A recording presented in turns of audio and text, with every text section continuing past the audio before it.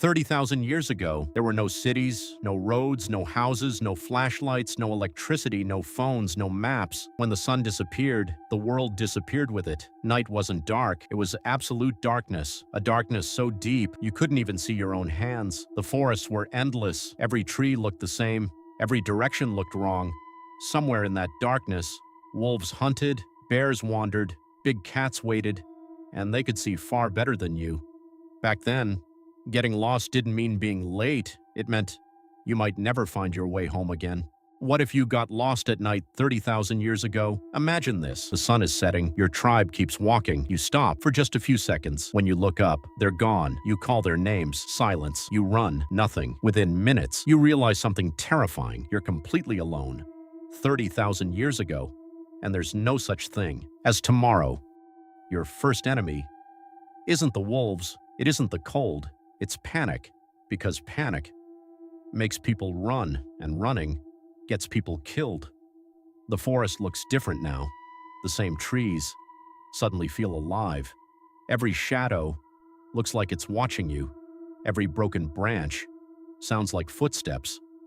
Your brain isn't imagining danger, it's preparing for it. Then you hear something. A twig snaps, not behind you, beside you. You freeze. Because ancient humans knew something that we've forgotten. The forest never makes random sounds. You want to scream, don't.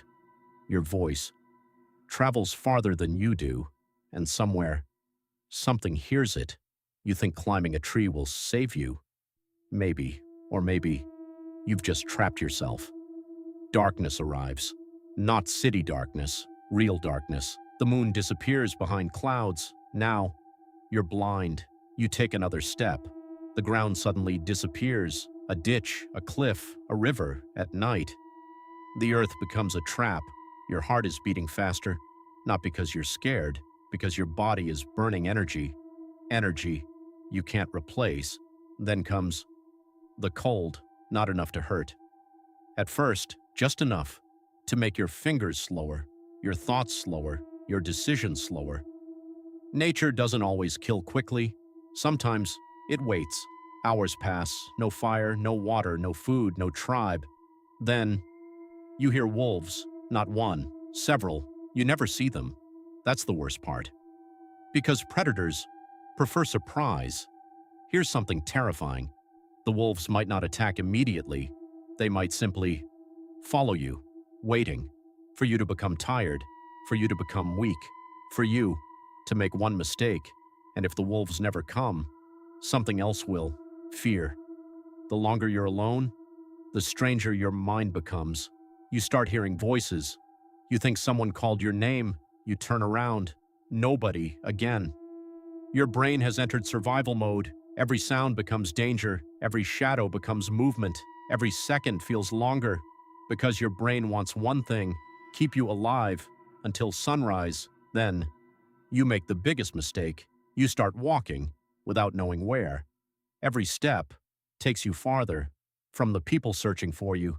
Sometimes, standing still was the smartest thing an ancient human could do. Finally, the sky begins to brighten.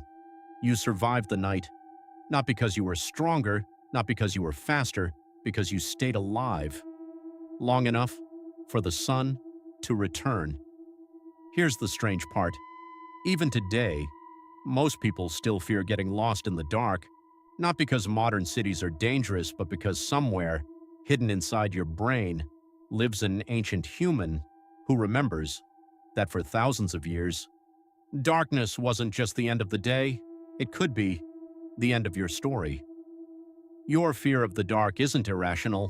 It's one of the oldest survival instincts your ancestors ever passed down.